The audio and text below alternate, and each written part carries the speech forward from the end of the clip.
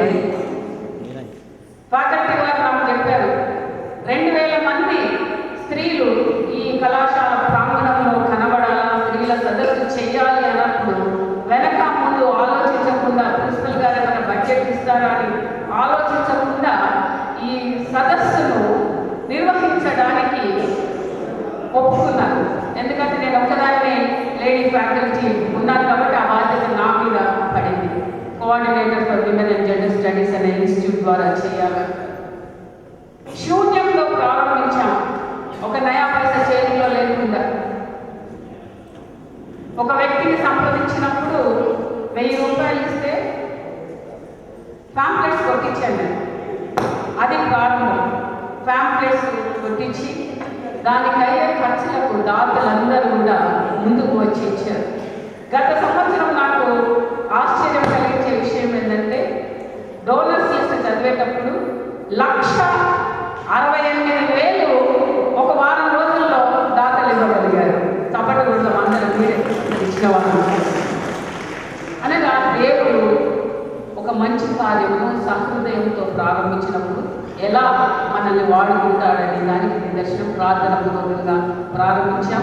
ఇది 4వ సదస్సు నిర్వహిస్తున్నాం. దీని ప్రత్యేకత ఏసీటీసీ స్వర్ణోత్సవ వేడుకలు జరుపుకుంటుంది. గోల్డెన్ జూబ్లీ ఇయర్ 50 సంవత్సరాలు ముగించుకున్నటువంటి తరుణంలో మరొకసారి రాష్ట్ర స్థాయిగా అందరినీ పిలవాలని చాలా మందికి ఇన్విటేషన్స్ పంపడం జరిగింది. ఇంకా చాలా మంది ప్రయాణంలో ఉన్న దూర ప్రాంతం నుండి ప్రయాణిస్తూ ఉన్నారు, వస్తూ ఉన్నారు. మనలతో వారు చేస్తారు. మరి సమయంలో దేవునికి ఎంతగానో వందనాలు చెల్లిస్తూ మనము మన మధ్యలో ఉన్నటువంటి అతిథులను వేదిక మీదకి ఆహ్వానిస్తూ ఉంచున్నాను. మొట్టమొదటిగా మా కళాశాల ప్రిన్సిపల్ గారు రెవరెండ్ డాక్టర్ సిహెచ్ వసంతరావు గారిని వేదిక మీదకి రావాల్సిందిగా ఆహ్వానిస్తున్నాను.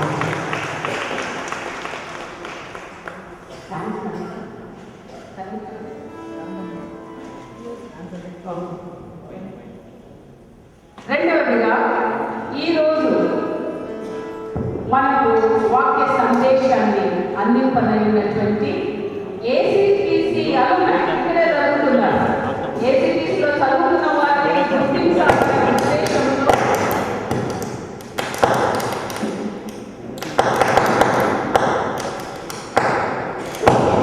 వారిని ఆహ్వానంగా దయచేసి వేదికకి రావాల్సిందిగా ఆహ్వానిస్తున్నాను. వీరు ఏఏసీ నుండి వారు చేపట్టారు. రెవరెండ్ సౌరభి రిచ్ మోడల్స్. రెండవ speaker reverend vice president and she was the bishop candidate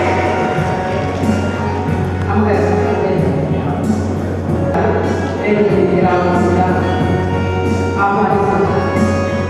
మన మధ్యలో ఫ్యాకల్టీ అయ్యగారు ఉన్నారు. రెవరెండ్ డాక్టర్ స్వామినాథన్ అయ్యగారు, రెవరెండ్ సునీల్ వరకుమార్ అయ్యగారు వేదిక నుంచి రావాల్సిందిగా ఆహ్వానిస్తున్నాను. దయచేసి ఫ్యాకల్టీ వారు ఎవరున్నా బయట ఉన్నటువంటి ఫ్యాకల్టీ వారు చేయడానికి ఏర్పాటు చేసిన కార్యం బట్టి చేస్తున్నాం. ఆది మీరు మానవుడు బట్టిగా ఉండవచ్చున్నారని నరుని కొరకు సాంకేతిక సహాయాన్ని ఏర్పాటు చేశారు. సహాయం కొరకై మీకు స్తోత్రం చేస్తున్నాము. ఇద్దరు మమ్మల్ని స్వర్ణోత్సవ సంబంధంగా ఆంధ్రప్రదేశ్లో కళాశాల 50 సంవత్సరాలు ఉత్సవాలు జరుపుకున్నటువంటి సందర్భంలో స్త్రీలు ప్రత్యేకంగా ఏర్పాటు చేసినటువంటి కార్యక్రమాన్ని మీరు ఆశీర్వదించాలని ప్రార్థన చేస్తున్నాము. ఈ దినమున జరిగే ప్రతి కార్యక్రమాన్ని చేస్తున్నాము. ఇది ఆరంభ ఆరాధనలో మీరు మాతో ఉండి వారిని మీరు అన్ని స్వాధీనంలో వచ్చుకొని సమస్తము క్రమంగాను మీకు వయమిట్లుగాను స్త్రీలకు ఆశీర్వాదకరంగాను మాకందరికీ దీవెనకరంగా జరిగించుకొని సమస్తగా మా ప్రభావం పొందుతున్నామని యేసు క్రీస్తు ప్రభువు నామములో ప్రార్థన చేసుకుంటున్నాము తండ్రి. ఆమేన్. దయచేసి బ్యాడ్జెస్ లేకుండా ఎవరు కూడా కూర్చోదండి. ప్రతి ఒక్కరు కూడా రిజిస్ట్రేషన్ చేసుకొని లోపలికి రావాలా. రిజిస్ట్రేషన్ లేకుండా ఎవరు కూర్చోవద్దు. ఎందుకంటే ఫుడ్ కౌంటర్స్ దగ్గర ఫుడ్ కూపన్ లేకుండా ఎవరు కూడా భోజనం పెట్టరు. దయచేసి సహకరించండి. రిజిస్ట్రేషన్స్ ఎవరైనా చేసుకోకపోతే బయటకు వెళ్ళి రిజిస్ట్రేషన్ చేసుకొని మీ బ్యాచెస్ పెట్టుకొని కూర్చోవాలని మనం చేస్తున్నాం. ఈ సమయంలో కళాశాలలోని బీడీ చదువుతున్నటువంటి విమెన్ స్టూడెంట్స్ వెల్కమ్ డ్యాన్స్ చేస్తారు. ఉషా, ప్రియ, విమలేష్, లావణ్య, కళ్యాణి.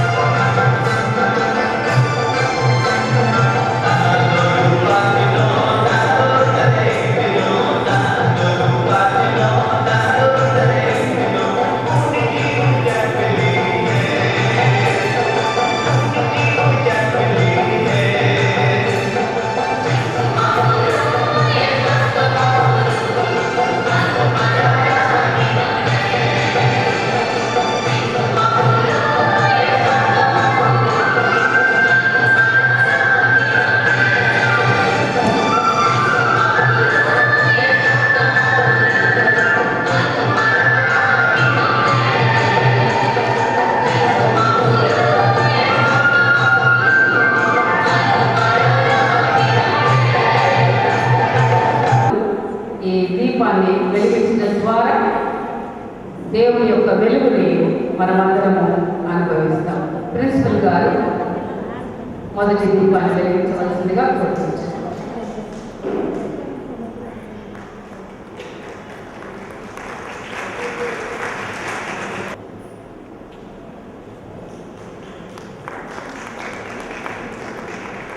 విమెన్స్ డిపార్ట్మెంట్ నుండి డీన్ ఆఫ్ విమెన్స్ పరిమళ శివకుమార్ గారు.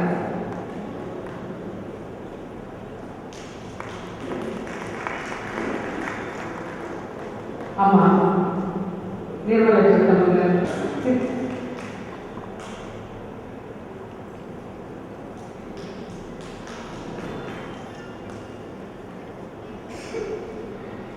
Subbalakshmi maintenance staff.